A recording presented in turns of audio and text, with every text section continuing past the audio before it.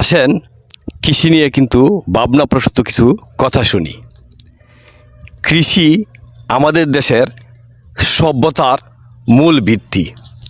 আপনার কৃষকের ঘামেই আমাদের দেশ পেট ভরে ভাত খায় এবং মাটির গন্ধ যে বুঝে না, দেশের ভবিষ্যৎ সে বুঝে না। তাই আসেন কৃষকের পাশে দাঁড়াই।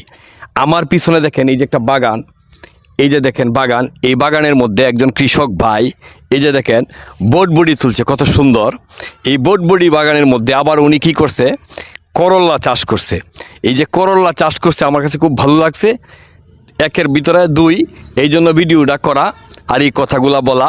আমরা সবাই কিন্তু কৃষিকে উৎসাহিত করা উচিত।